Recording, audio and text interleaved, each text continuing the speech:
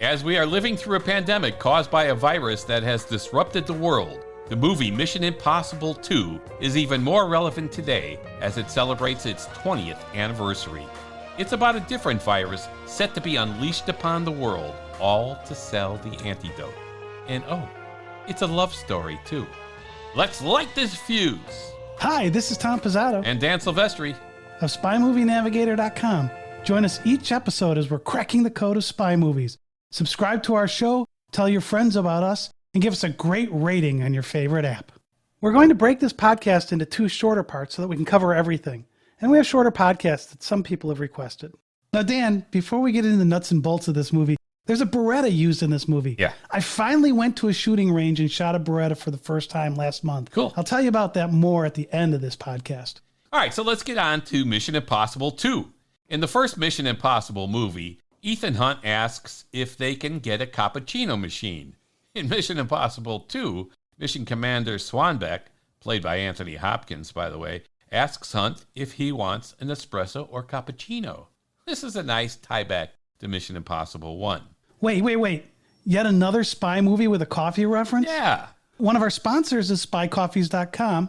They're a veteran-owned small business offering a variety of coffee blends in both ground and whole bean, and even K-Cups. Get some double agent medium roast, one of our favorites here at SpyMovieNavigator.com. Love it. Our listeners get a 20% discount on purchases when they use the code SPYNAV as a coupon code at checkout. So if you're a coffee lover, head over to SpyCoffees.com and order some very good coffee. Just remember to use SPYNAV for your 20% discount. That's SPYNAV. Great stuff. It is. Okay, so the movie opens in Sydney, Australia, with a pre-title sequence that lets us see a doctor working with a virus called Chimera. The real goal for Chimera was to create a reason to have the antidote called Bellerophon. This happens before the film starts. Dr. Nikorovich injects himself with the virus and has 20 hours to travel to Atlanta. For after you've been infected with Chimera for 20 hours, nothing can save you. Not even Bellerophon. Now, the timing of this is really tight. Yeah. Because there's no direct flight from Sydney to Atlanta.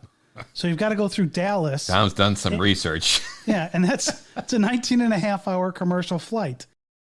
And so if the clock started when he injected himself... That's pretty bad. He's got to get to the airport, get on a flight, get down in Atlanta, and get to wherever he needs to get to Bellerophon. All right. Pretty tight timing. This is a short movie then. All right. Anyway, we're going to give him the benefit of the doubt that he knows what he's doing. But as he walks out of the building in Sydney, Australia, the scene fades to a group of kids playing and singing Ring Around the Rosie. This is intriguing if you believe one theory about this song. Until Tom researched this, I did not.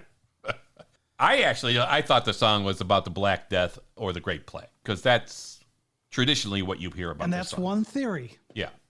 With the plague, supposedly a red circular rash would appear on the victim.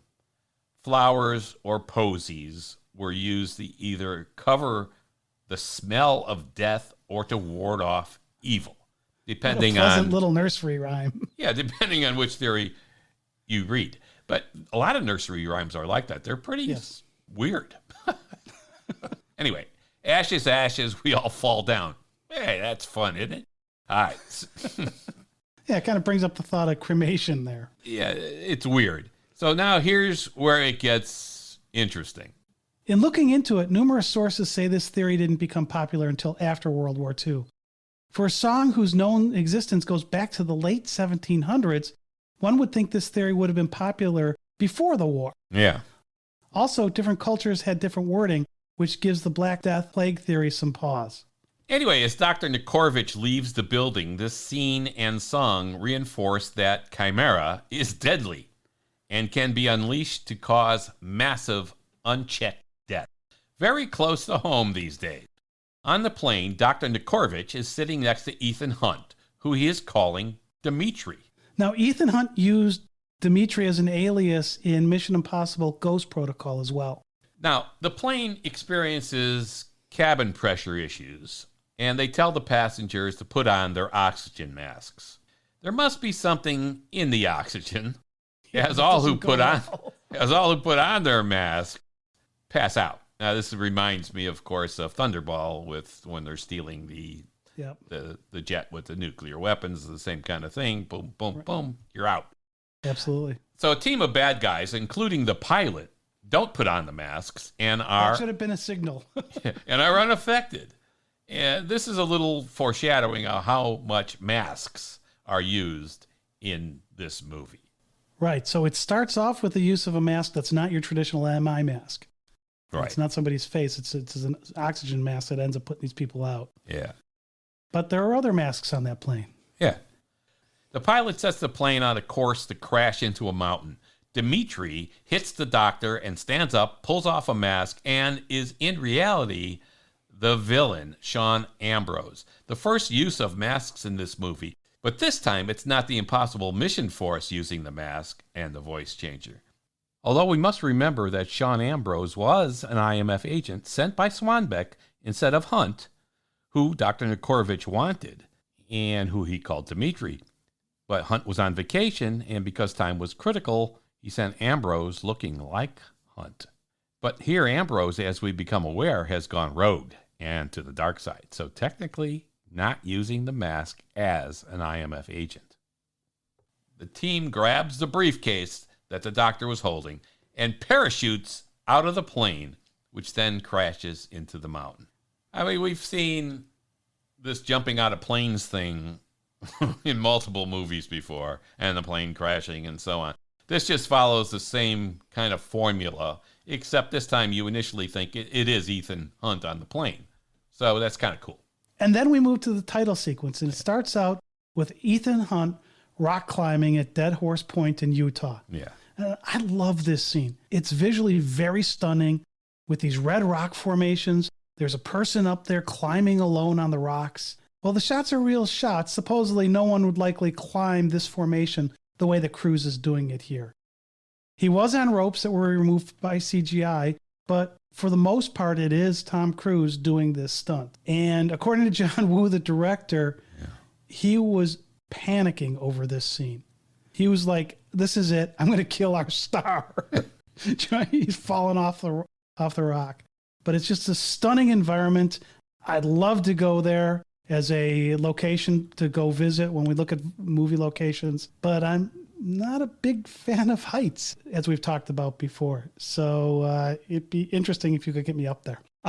Yeah. But it's just gorgeous. Not getting me up there. One of the best things about the whole Mission Impossible series is that Tom Cruise performs a lot of his own stunts.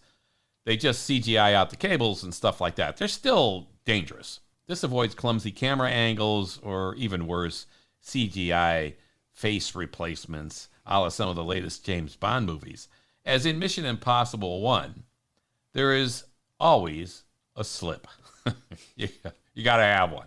In the vault, the vault in Mission Impossible 1, the rope slips and Ethan almost hits the floor. In this movie, he almost slips off the rock. The only place to use his stunt double, Keith Campbell, is when he has this slip. Notice you don't see his face then. You know, it's going to be interesting to see how stunts are handled when Cruise finally just can't deliver on the stunts as he ages. I think he's 2 months older than me. And it's impressive how he can do these stunts. Unlike me, he's in great shape, and he can pull this off really well. Ron Koch was the climbing stunt double who teaches Cruise how to do most of the stunts, but then Cruise goes off and does them.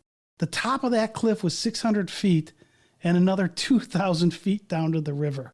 So as we said, John Woo was just petrified he was going to lose Cruise on this. Yeah, and the whole thing is going to be how they transition when Tom Cruise is too old to be doing this kind of stuff. Are they going to get another Ethan Hunt like they got another James Bond, another actor to play Ethan Hunt?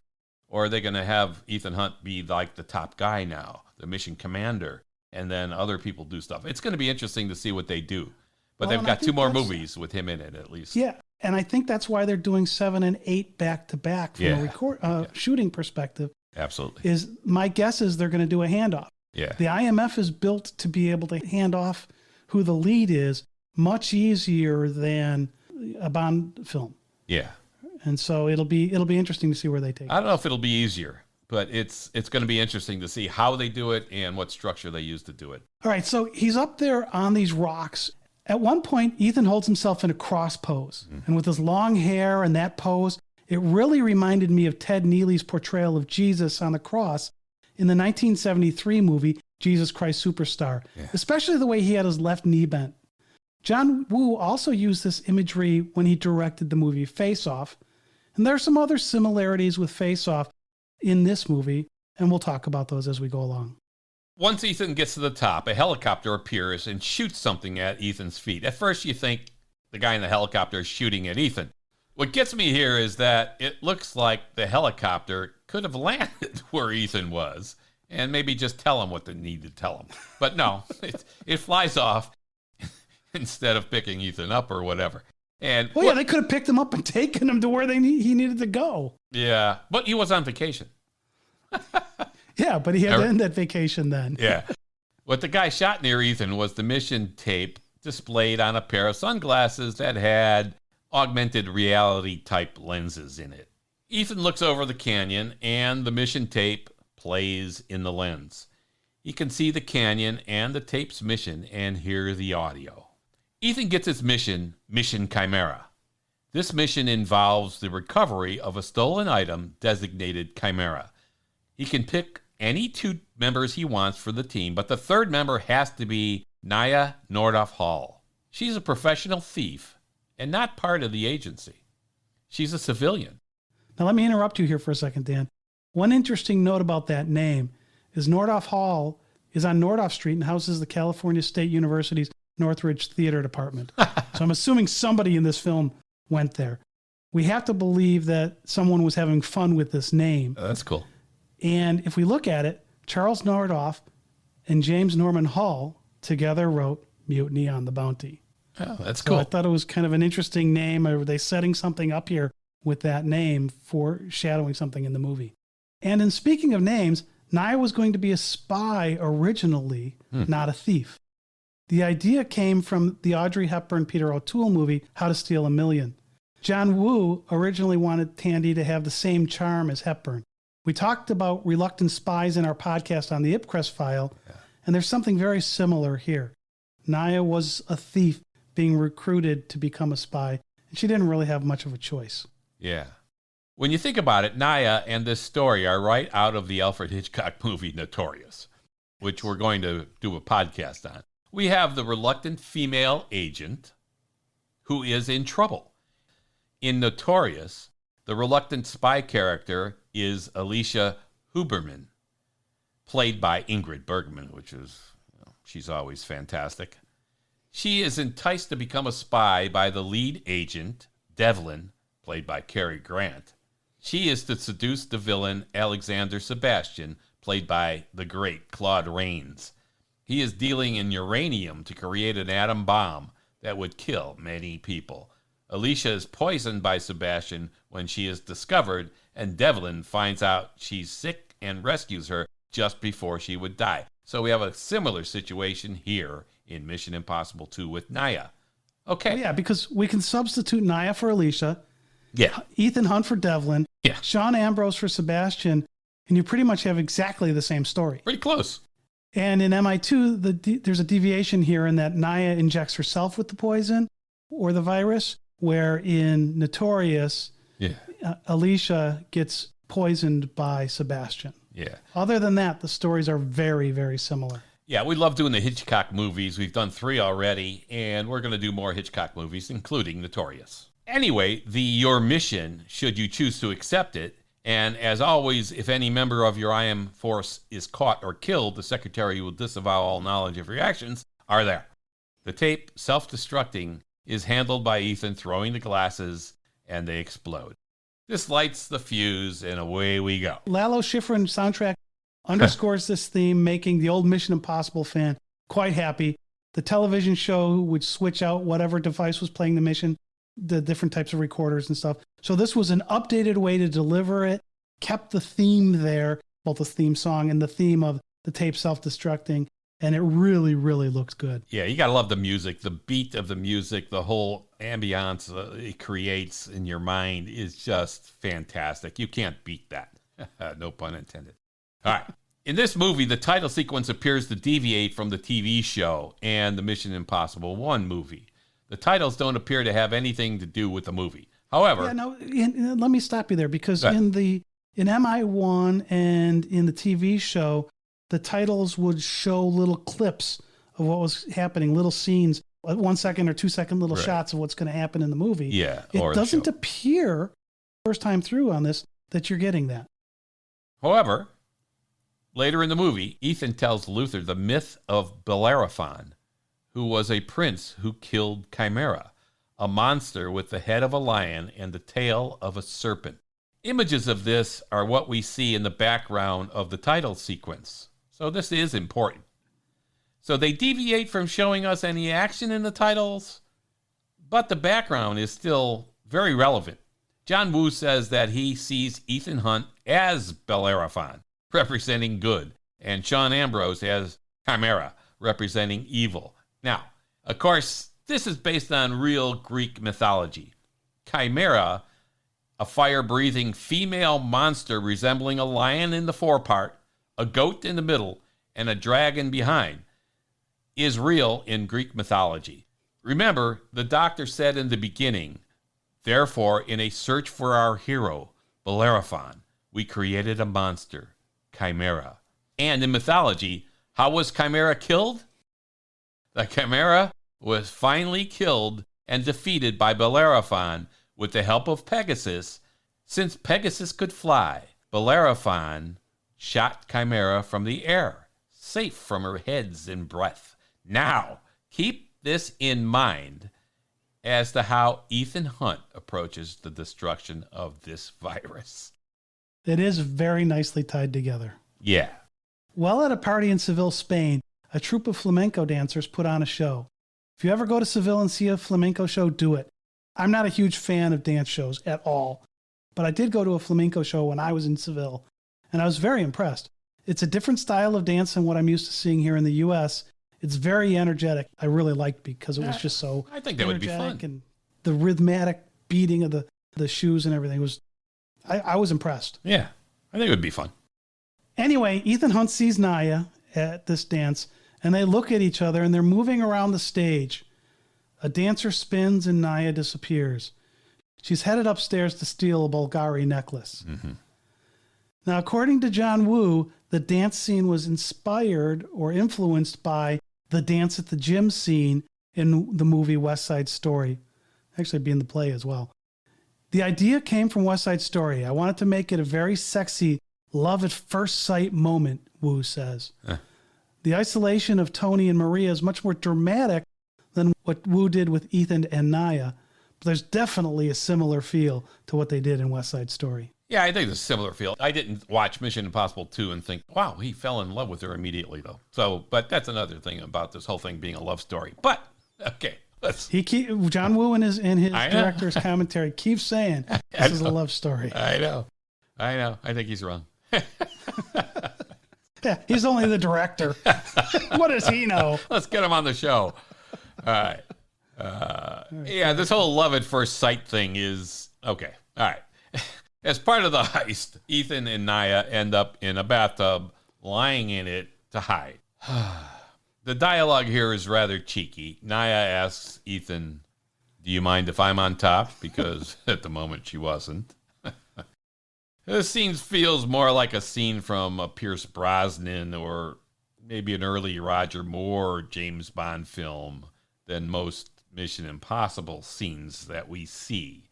Nyah comes off like a Bond girl here, in a sense. In the first film, there really isn't a female role like this. Maybe you could say Claire, but that was a different kind of feel. John Woo says that he wanted this movie to be more of a love story than a spy movie. Me, it's a spy movie. I'm sorry, John. But Notorious was a little bit of both, too, so, you know. Yeah, it was. It was. Actually, Notorious was more of a love movie than this, for sure. Yeah. So anyway, there is the mandatory car chase in the movie. Spy movie. Where Ethan is chasing Nyah in her Porsche. It's a car chase. You got to have a car chase thing in there, and they chase around. They're dangerous stuff. He's trying to get her to interact with him and do something for him for the Mission Impossible team, and yet they're crashing into each other and risking each other's lives. I just thought this whole car chase scene was gratuitous. I hated it. That's my least favorite part of this movie, and they should have skipped it. Like, we're going to skip it now. Yeah, but when she crashes, he helps her. She's like almost ready to fall over a cliff. Yeah, damsel in distress. Got to have that. And that's where they connect. Yeah. And she succumbs to him, literally. Yeah. And I think part of this might have been put in there because it really had a very similar feel to James Bond and Xenia Onatopp in their car chase in GoldenEye. Yeah. They didn't talk across the cars here, but there was this flirtatious stuff that was going on as part of the chase scene. So I think it was really a nod to GoldenEye. Yeah, maybe it was a nod to GoldenEye, but this deserves no more conversation, I don't think, because it was gratuitous. And I think, let's move on. So let's move on to the next scene, Dan. So when Ethan meets his boss, who's Mission Commander Swanbeck, played by Anthony Hopkins, he's given more details on his mission. Now, John Woo initially wanted Ian McKellen for this part, but Sir Ian was involved with another project, so he couldn't do it. And Swanbeck tells Hunt that this is Mission Impossible, which it's the Impossible Mission Force. The movie's called Mission Impossible, but they'd never used on the TV show or in Mission Impossible 1 the phrase Mission Impossible. Mm-hmm.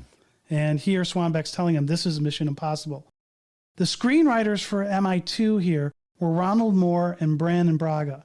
They also wrote the screenplay for Star Trek First Contact, where they included for the first time the word Star Trek. I guess they just needed to remember what movie they were writing. Yeah. I mean, Swanbeck had an excuse because Ethan Hunt was saying, hey, this is going to be pretty tough to be able to convince her to be doing this.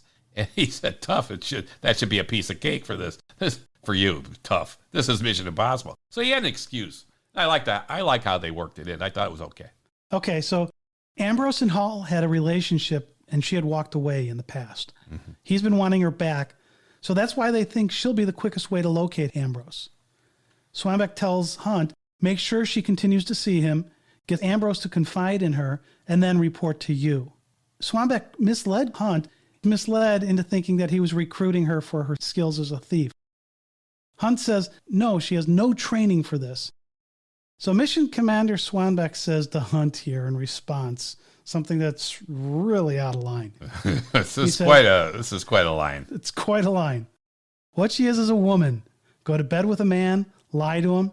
She's got all the training she needs. Oh, hey, we think James Bond is being misogynist? Holy jeez. Man.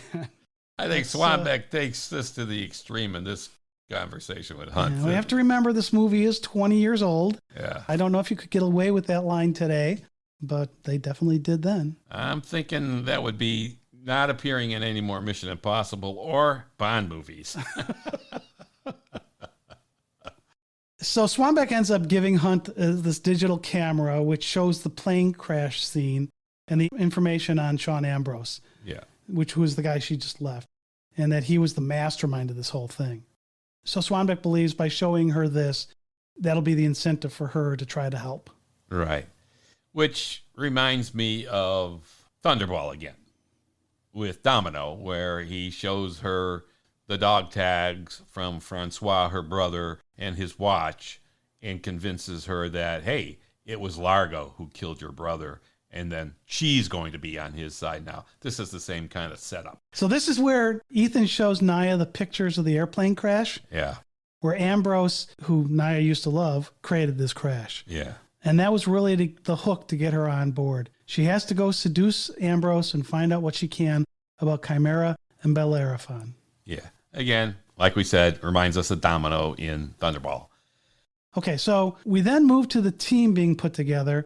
And the team monitors Nyah and Ambrose because, of course, they've got the technology to just do this. They did implant something into Nyah so they could track her. And only they can track her. And only they can. It's actually only one computer can track her. One computer can track her. Which just cracks me up because that's important later. Now, we get Luther back. Yeah. Anytime you can bring Ving Rhames into a movie, you've got to love it. Yeah. Now, Where Harry Palmer loved his gourmet food, Bond enjoys the bon vivants, Luther enjoys his clothes.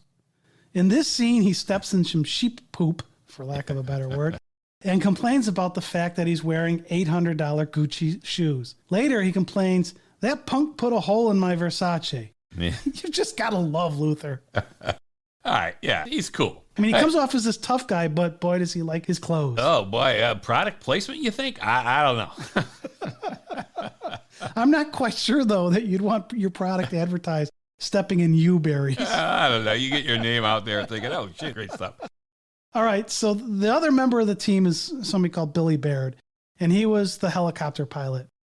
And I personally thought this was a fairly uneventful role, and I was really glad they came up with Benji, Simon Pegg's character, in MI3 and beyond. Yeah, but I like Billy because he was their local contact in Australia to help them with this mission. So yeah, it's a smaller role, but I think it was an appropriate role and big enough, I thought. So I thought it was okay. When you see it compared to what they then do with Simon Pegg's character, it's lacking. I think appropriate. Okay. All right. So Ambrose, he has Nyah at the house, and he brings her in via boat. So he's at the house, and the boat comes sweeping through, and she's on a speedboat. And the way they came in on that speedboat, Nyah's white top and her scarf, it really reminded me of when Naomi meets Bond and Agent XXX, who are posing as Mr. and Mrs. Sterling in The Spy Who Loved Me. Yes, she's wearing a white top and jeans instead of a brown bikini with a sheer white cover-up, but I really think the scenes have a very similar feel to them. Yeah, it reminded me exactly of that scene as well.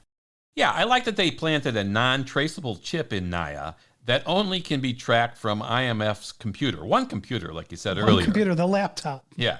And when Ambrose's goons electronically scan her from a distance as she walks with Ambrose into the house, they say she is clean and add, all cats are.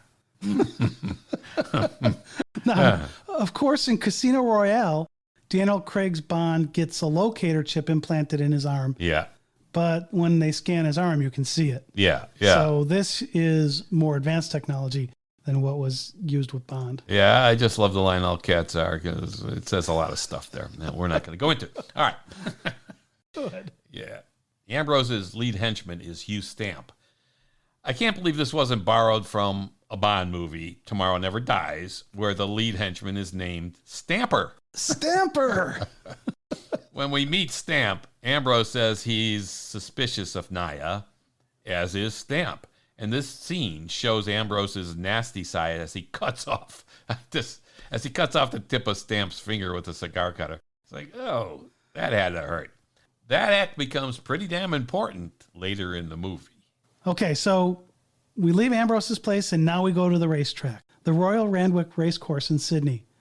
Now, this is a scene that sets up the monetary part of what Ambrose is doing with Bellerophon in Biosite Pharmaceuticals. We see from a memory chip what damage Chimera can do when they're looking at a video at the racetrack. It's a fun scene other than that. One nice thing about the racetrack in a movie like this is there are lots of people around, lots of action, and the ability to have a bunch of small things happen in relative close proximity that others won't notice. Biosite Pharmaceuticals is the company that Dr. Nikorovich worked for. So now we're seeing the head CEO of Biosite Pharmaceuticals meeting with Ambrose at the track. Yeah, there's some cool scenes in there, and as you're going through the movie again, you'll see that that's one of the fun parts of the movie because it does tell you a lot of stuff in a very short time, and it was a clever way of doing it. Here we see Nyah's thief and spy skills. It ends up she's not very good at either and pretty much blows it because she returns the memory chip to Ambrose's wrong jacket pocket. Wait. She's not very good at it. First of all, she got the envelope with the camera chip. That was pretty good. Yeah, she picked his pocket. That was, okay. Yeah, that was mandatory. Second, she got it to Ethan, who transmitted the pictures to Luther in the van. That's what they needed to do. And third, I thought she did return it to the correct pocket. But later Ambrose says it's the right pocket when he's telling Stamp. Did he switch it or did she screw up? No, she screwed it up. Did she? And it's actually noticeable in the way it happens, and Ambrose knows it happens at the time. Really? Yeah, so if you watch when she puts it back, she puts it in his right pocket because she comes in from the left. And Ambrose noticed it right away. If you look at him, he pauses. He was holding his binoculars and he pulls them back, and there's a musical thing that happens to say, hey, this is important. So he knew something was up, and why he later confronted her with the Ethan Hunt mask and the voice change that happens later. So he knew she was doing something now. And remember, he just cut off Stamp's finger saying, when Stamp was like, can we trust her? And now he knows he can't trust her. Yeah. All right. So anyway, she accomplishes some of the mission here. And before she gives the camera card to Hunt, she turns around to face Hunt, and she wasn't supposed to turn around because he's telling her don't turn around because they're going to see you. And Hunt was not very happy that she turned around because he didn't want these guys, Stamp or Ambrose, to see this happening. Yeah, but to me, that's kind of funny because it's like, okay, I'm sitting here not looking at anybody, but I'm talking. Yeah. Isn't it better if they're looking at each other talking? Yeah, I mean, it could have been a casual conversation. But anyway, she turns to Hunt and she says to him, what are you going to do, spank me? Again, they've got to force some of these sexual innuendos in there. And the cheeky interplay. Yeah. So there's another line. There you go. All cats are clean. What are you doing here? Can I be on top? Whatever. Okay. All right. Let's move on. All right. Let's move on. So Nyah and Ethan, they meet outside Ambrose's house. Or do they? There are a lot of masks in this movie, so you've got to pay attention, especially in this scene. So Nyah's running. Ethan grabs her and she hugs him. We then cut to McCloy, who's the head of Biosite, in what looks like a hospital bed. And he sees Dr. Nikorovich, who tells him that he, McCloy, is infected with Chimera. The key fact in this scene is that McCloy says to the doctor, how would I know he needed to be treated with Bellerophon within 20 hours? McCloy had Chimera created to have something that Bellerophon could cure, which would allow him to make a lot of money. And it's really obvious in this scene. He says, I'm here to make money. Yeah, of course, this was really Hunt who pulls off the mask of the doctor's face and the voice changer. And then they cut back to Ethan and Nyah outside Sean's house. So they're supposed to be happening at the same time. How's Ethan talking to McCloy if he's also at the house talking to Nyah? Yeah, it violates the laws of identity and non-contradiction.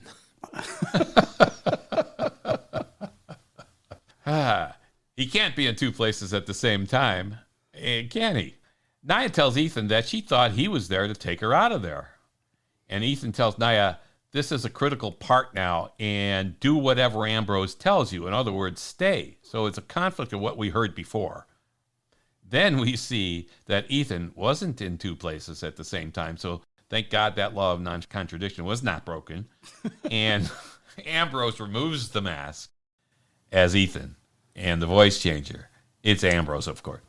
So he had an Ethan mask and voice changer at the beginning of the movie on the plane, and he's got one here fooling Nyah into thinking she was talking to Ethan and validating that Nyah was there helping Ethan out. So in a discussion with Luther, Hunt realizes that Ambrose doesn't have the virus. And Ambrose knows that he doesn't have the virus. Ethan then says he needs to go to Biosite to kill the virus, and then we're home free. Yeah, there you go. This is immediately followed up by a conversation with Stamp and Ambrose, where Stamp tells Ambrose that Hunt stung McCloy tonight, and that Hunt will be going into Biosite. I thought, again, wow, there's a lot of people that know a lot of stuff going on here. But, okay. Then what has to be a very strange feeling for McCloy, he's dropped off back at his house by Billy, who makes him think that he had passed out in the limo. Yeah. So the IMF team is about to initiate their plan to attack the Biosite plant and kill the virus. So, this looks like a great spot to wrap up part 1 of Mission Impossible 2. So we'll pick up part 2 with the attack on Biosite. This has been Dan Silvestri and Tom Pizzato of SpyMovieNavigator.com as we wrap up part 1 of Mission Impossible 2. Join us next podcast for part 2. Thanks for listening. Tell your friends about our show, Cracking the Code of Spy Movies. Give us a 5-star rating on your favorite podcast app. Go do that now. And we thank you for listening. Thanks a lot. Thank you.